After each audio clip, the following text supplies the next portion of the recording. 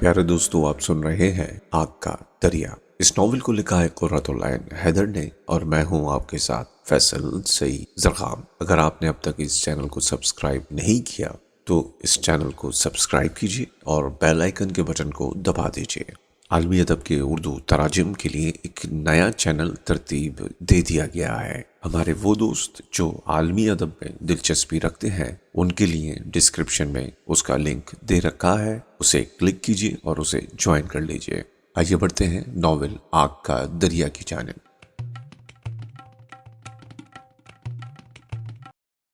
बाब नंबर 5।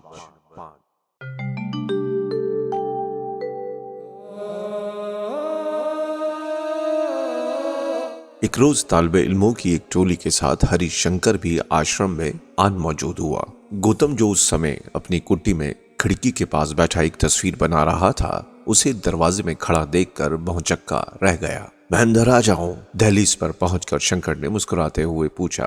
आओ आओ, कैसे आना हुआ? गौतम ने गिलहरी की दुम का मोकलम और रंगों की कुल्लियां और सफेद चैन पट्टा एक तरफ को समेटते हुए हड़बड़ाकर कहा। हरिशंकर आते के साथ ही चैन पट्टे को गौर से देखने में महव हो गया। गौतम ने जल्दी से फर्श पर दोबारा झाड़ू देकर चटाई बिछाई। भोज पत्र, रेशम और तांबे की तख्तियों पर लिखी हुई किताबों का जो अंबार चारों तरफ बिखरा पड़ा था, उसे समेट कर एक कोने में रखा। दूसरे कोने में गिनती के चंद बर्तन औंधे सीधे पड़े थे। खिड़की के नजदीक उसका कंबल बिछा था जिस पर रात को वो सोता था। उसका कशकोल छप्पर के एक बांस में टंगा था। कुटिया में उस वक्त खासी बेतरतीबी थी। गौतम को बड़ी निदामत महसूस हुई। वो हरिशंकर की सहरंगेज और पुरसुकून शख्सियत से बेहद मुतासिर हो चुका था। जाने मुझे ये कैसा बेढंगा लड़का समझेगा, उसने परेशान होकर सोचा। फिर सिरत से मेहमान नवाजी में जुट गया। उसने ठंडे पानी की गडवी हरिशंकर के सामने रख दी।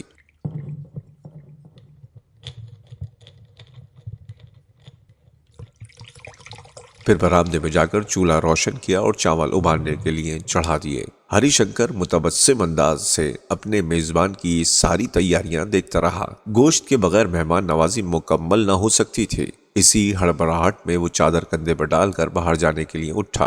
कहाँ जाते हो? शंकर ने चौंक कर दरियाफ्त किया। बस्ती से मांस मांग लाऊं?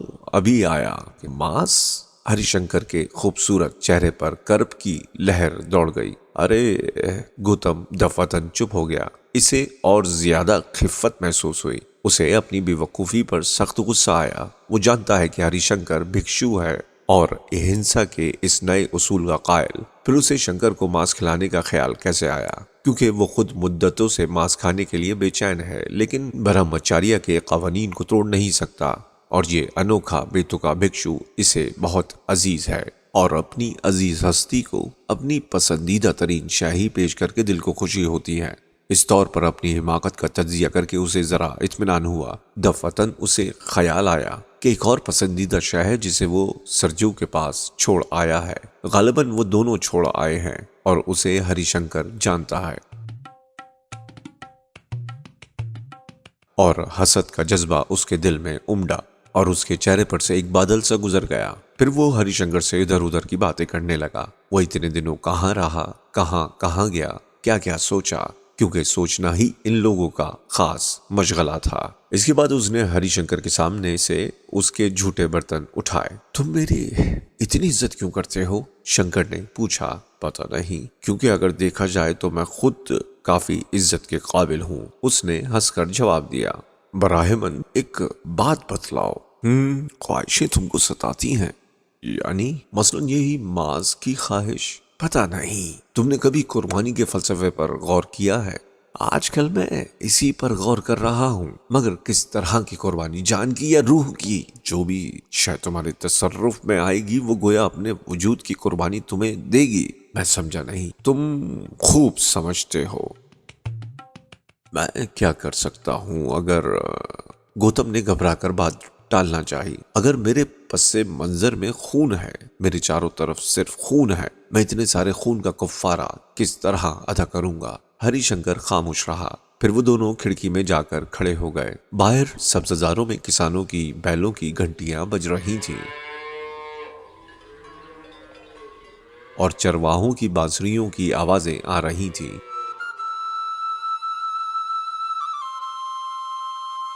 शिकारियों के बालों में सजे हुए पर हवा में लहराते थे। नदी के उस पार खश्तरी अमीरजादे अपने बागों में तीरंदाजी सीखने में मसरूफ थे।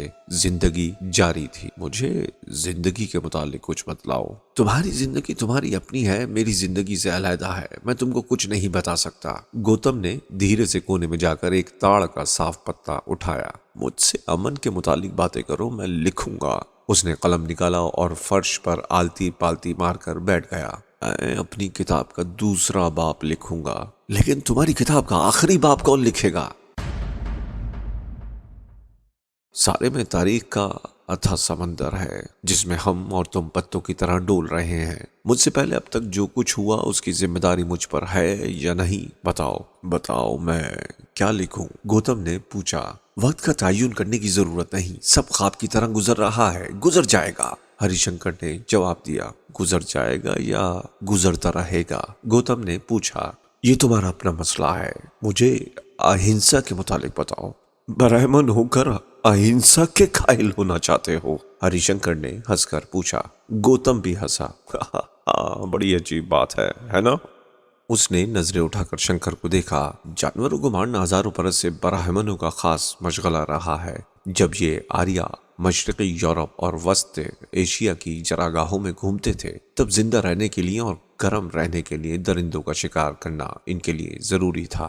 इसी वजह से गंगा और जमुना के अंतर्वेदी इलाके में आनकर बसने के बाद भी इनकी मार्फत और इनके फलसफे के इर्तिका में जानवरों के खून बहाने का बड़ा दखल रहा। इनकी कोई इबादत कुर्बानी के बगैर मुकम्मल नहीं थी। खुद तख्लीक कायनात माबादुत तबियात के नुक्ता नज़र से एक अजीम आफाकी कुर्बानी थी। साम वेद के उसूलों के मुताबिक कुर्बान गाह एक जबरदस्त रमजियत की हामिल थी और कायनात की कुल्लियत और इसकी बका की अलामत तस्वुर की जाती थी। चक्रवर्ती राजा के लिए घोड़े की कुर्बानी लाजमी थी।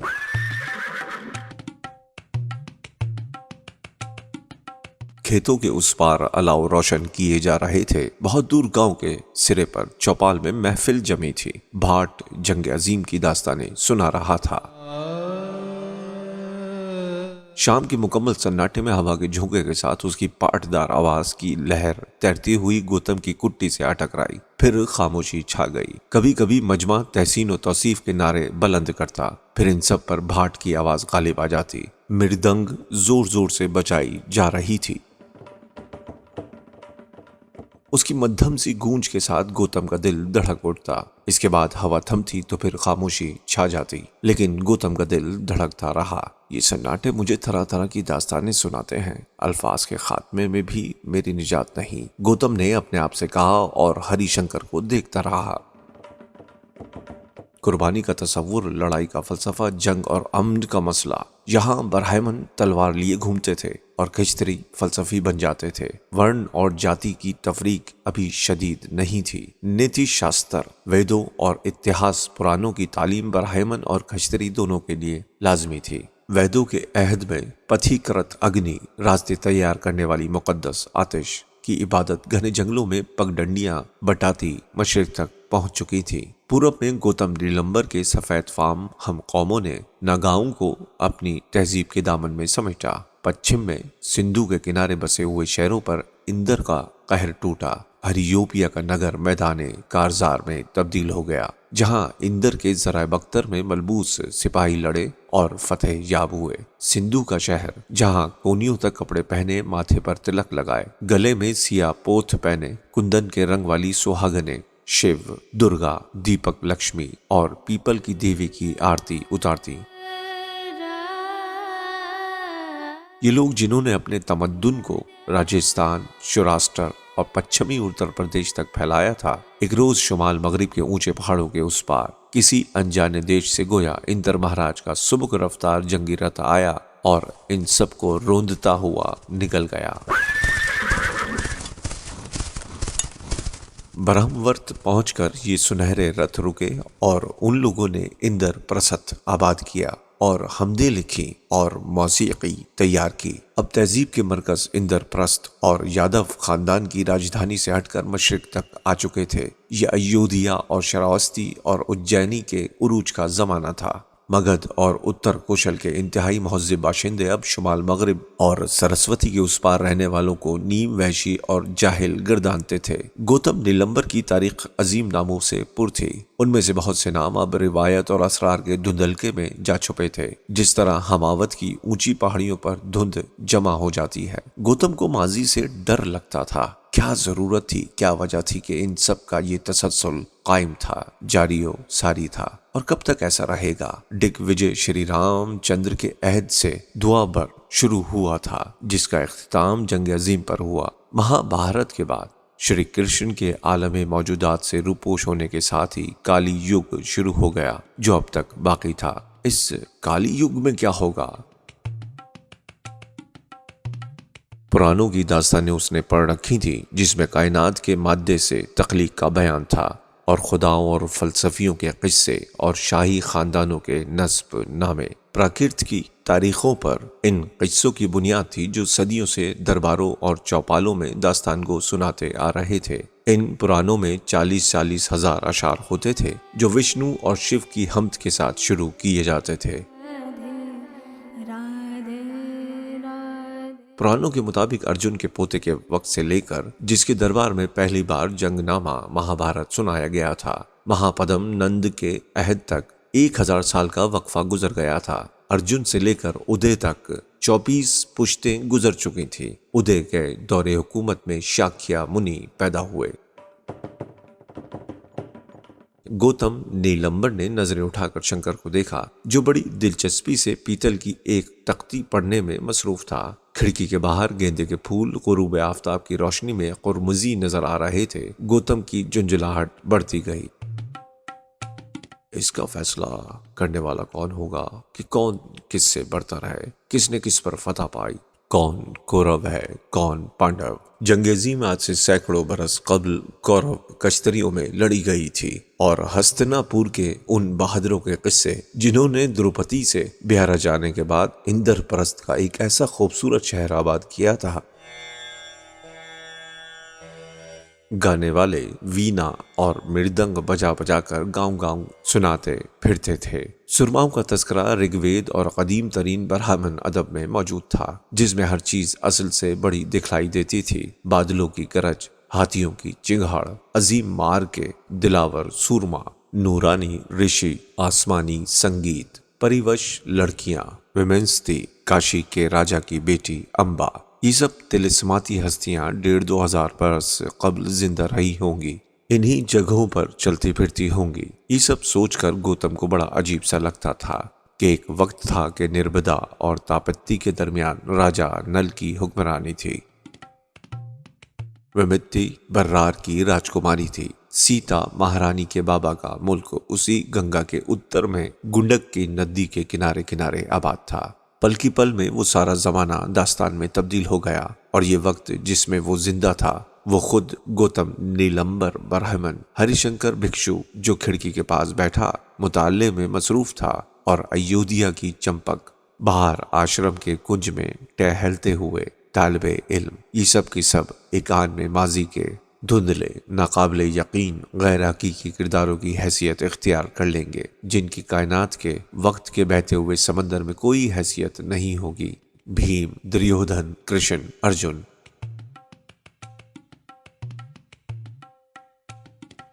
अगर मुझे किसी जंग में शामिल होना पड़ गया तो मैं क्या लड़ूंगा? उसने चोरों की तरह हरिशंकर को देखा।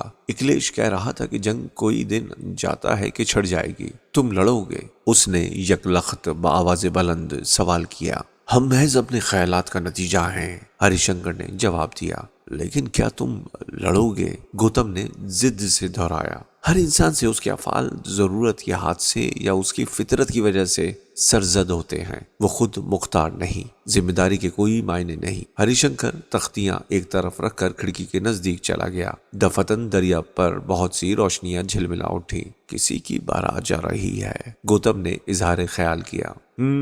यह मुमकिन है शाही बजरे ने इधर का रुख किया हो। चलो बाहर चलें, अंधेरे में मेरा दम घबराता है। हरिशंकर ने यकबयक वहशतज़दा होकर कहा। वो दोनों आश्रम के बाग से निकलकर गांव के रास्ते पर आ गए। बारिशों का जमाना खत्म हो चुका था। फजा में हल्की सी खुनकी आ गई थी। चौपाल की तरफ से भाट के गाने की आवाज अब ज्यादा साफ सुनाई देने लगी थी।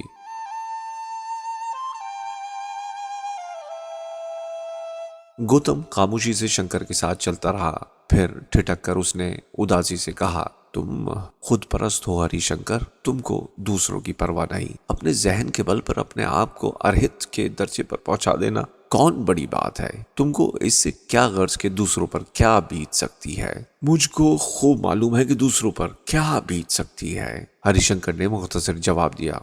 आओ उधर चल कर देखें क्या हो रहा है। गौतम चुप हो गया। वो दोनों चौपाल की तरफ बढ़ने लगे। तुम विषम का किस्सा सुनोगे? मजमे के करीब पहुंचकर गौतम ने जरा गैर यकीनी अंदाज में अपने साथी से पूछा। क्या हर्ज है? उसे जवाब मिला। उन दोनों के ब्रह्मचारी लिबास देखकर सामईन ने फौरन ताजीमन उनके लिए जगह खाली कर दी। भाट लहक लहक कर किस्सा सुनाया किया। गौतम ने उसे पहचान लिया। उसने वहीं से खड़े खड़े मुस्कुराकर उसे प्रणाम किया और खुद भी किस्सा सुनने में मसरूफ हो गया। ये लोग सदियों से इसी तरह गाते बजाते और इन दास्तानों पर सर धुनते चले आ रहे हैं। ऋग्वेद के जमाने में इंदर और दूसरे खुदाओं की तकदीस के लाहन अलापे जाते थे। बादशाहों के अश्वमेध घोड़े की कुर्बानी मुनक़द करवाने वाले फरमारवा के कसीदे पढ़े जाते। उसने ऐसे ऐसे दान दिए, ऐसी ऐसी लड़ाइयां लड़ी, ऐसी ऐसी फतुहात हासिल की। और काहिन कहता, किस्से का आगाज करो। कुर्बानी करने वाले को दूसरे इंसानों से ऊपर उठाओ।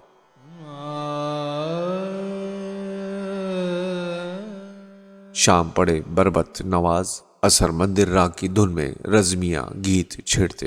अहदे अतीक में अर्जुन और वासुदेव और दूसरे बहादुरों के दरबारों में इसी तरह वीणा, मृदंग और शंख की संगीत में ये नगमे अलापे गए थे। सुर मुसलसल है।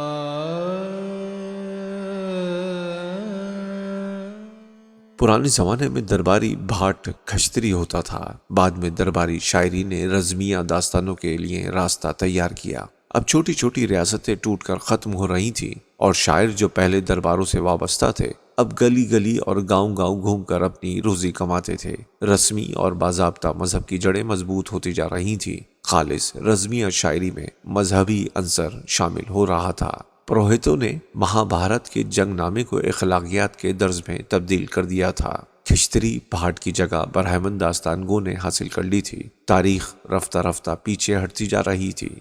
तारीख के किरदार फलसफियाना और मजहबी लिबादा ओढ़ चुके थे। अब दास्तान गो काशी के राजा की तीनों बेटियों की कहानियां बयान कर रहा था, जिनको भीष्म ऐन उनके स्वयंवर के वक्त ले उड़े थे। कुछ देर बाद अर्जुन का किस्सा शुरू हुआ। गौतम अब जरा आराम से एक सतून का सहारा लेकर बैठ गया। हरिशंकर माहौल से बेनियाज दूसरी सीढ़ी पर बैठा रहा। ये अर्जुन भी खूब शय थे, गौतम ने सोचा। सबसे पहले उन्होंने द्रौपदी से बिहार रचाया। जब 12 बरस की बिनबास उन्हें मिली तो वो श्री कृष्ण की बहन सुभद्रा को भगा ले गए। जिलावतनी के जमाने में मणिपुर की शहजादी चित्रंगदा से शादी कर ली। इन सब के अलावा भाई अर्जुन ने उलूपी को बरजाया, वो अलग। गौतम को हंसी आ गई। वो जरा गौर से कहानी सुनने में मसरूफ हो गया। उस वक्त तक दोनों फरीक कौरव खेचतरी के मैदान में आमने सामने आ चुके थे।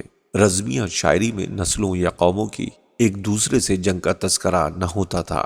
बहादुर सूरमाओं का एक दूसरे से मुकाबला असल मौजू था। शोहरत हासिल करना सूरमा का मकसद हयात था और अपनी शुजाअत पर नाजा होना उसके लिए जायज था। इसके हरीफ के लिए लाजिम था कि उसका हम पाया हो। बादशाहों के बेटे अपने से कम हैसियत इंसानों से जंग नहीं कर सकते थे। जिस वक्त गौतम सभा से उठकर बाहर जाने लगा उस समय अर्जुन कारकरन से उसका शजरा नस्ब दरियाफ्त कर रहा था। महाभारत के सारे किरदार जंगजू होने के अलावा फलसफी भी थे।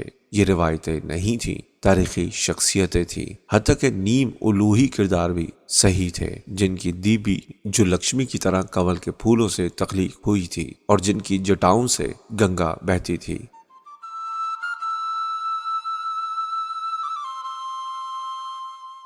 क्योंकि गौतम अपने मुल्क के शौरा के जोर तकय्युल का बड़ा कायल था और देवमाला बहरहाल फलसफे की ठोस शक्ल थी और रिवायत का जाल बुन लेना जहन के लिए बहरहाल आसान तरीन बात है। गौतम खुद भी शायर था। और शायर हमेशा अपने किरदारों को मिसाली बनाकर पेश करते ही आए हैं। उर्वशी अगर अप्सरा थी तो क्या वो लड़की जो अयोध्या की घाट पर बैठी थी, कोई भी कवि उसे अप्सरा नहीं समझेगा तो और क्या समझेगा? क्या वो उस रोज पानी के किनारे बैठी चल परी नहीं मालूम हो रही थी? सड़क पर आकर तारों भरे आसमान के नीचे गौतम ने एक लंबा सांस लिया। भाट की आवाज उसका ताक़ुब कर रही थी। भीम अर्जुन कर्ण भीम। जगमगाते हुए बजरे दरिया को पार कर चुके थे और दूरी से नदी के घाट पर बड़ी चहल पहल नजर आ रही थी। ये किसी की बारात है? उसने एक राहगीर से सवाल किया। नहीं तो राजन अयोध्या से आए हैं, राहगीर ने जवाब दिया। गौतम ने चौंक कर हरिशंकर को आवाज दी, फिर पलटकर चारों तरफ नजर दौड़ाई, लेकिन शंकर हस्बे मामूल गायब हो चुका था और गांव वालों की भीड़ में जो चौपाल के बाहर जमा थी, शंकर का पता चलाना ला हासिल था। गौतम ने चादर कंधे पर डाली और शहर की तरफ चल खड़ा हुआ। वस्त शहर में पहुंचकर उसे अपनी हवेली की रोशनियां दिखलाई पड़ी। वो फौरन दूसरी गली में मुड़ गया। सुनहरे और सब्ज और गुलाबी मकानों पर हल्की हल्की धुंध छा रही थी। एक औरत लंबा सा घूंघट काढ़े छागल बजाती करीब से गुजर गई। ताड़ी खानों में हुल्लड़ मच रहा था। दुकानों पर खरीदो फरोख्त हो रही थी। बाजार की सड़कों पर दोनों तरफ मशालें रोशन थी। इनकी झिलमिलाती रोशनी में शहर के अमीरजादे और बांके जरतार कपड़े पहने मूंछों पर ताव देते अकड़ते फिर रहे थे। भांत भांत की बोलियां सुनाई दे रही थी। इस हुजूम में खुद को मौजूद पाकर एक लम्हे के लिए गौतम को बड़ा अचंभा सा हुआ। मैं यहाँ क्या कर रहा हूँ? तेज तेज कदम उठाता वो शहर से बाहर निकल गया। जिधर आम के कुंज में एक खामोश इमारत पत्तों में छुपी खड़ी थी। उस इमारत के सामने झील थी। झील में एक अकेली नाव, जिसका मल्लाह मुसाफिरों के इंतजार में बैठा बैठा सो चुका था। उस इमारत में 100 साल इधर शाकिया मुनि आकर रहे थे। इस कुंज में उनके चेले घूमा करते थे। सिर्फ 100 साल उधर। गौतम का जी चाहा वो इमारत के अंदर जाए और इसके ठंडे फर्श पर बैठकर सोचता रहे, मगर करीब जाने के बजाय वो फिर आधे रास्ते से लौट आया और आहिस्ता आहिस्ता आश्रम की तरफ रवाना हो गया। आजादी नहीं है, आजादी नहीं है खुली फजाओं में, सुर सागर की लहरों में, जहन की वुसअत में। आजादी कहीं नहीं है। मैं बंधा हुआ हूँ। मैं कुछ नहीं कर सकता, कुछ नहीं कर सकूंगा। यहाँ तक कि एक रोज तारीख नामों का तसलसल, जमानो मकान मुझे निकल जाएंगे। आश्रम में पहुंचकर उसने देखा गुरु के झोपड़े में चिराग जल रहा था। वो दबे पांव अंदर दाखिल हुआ, जहां इकलेश और दूसरे तालिब इल्म जमा हो चुके थे।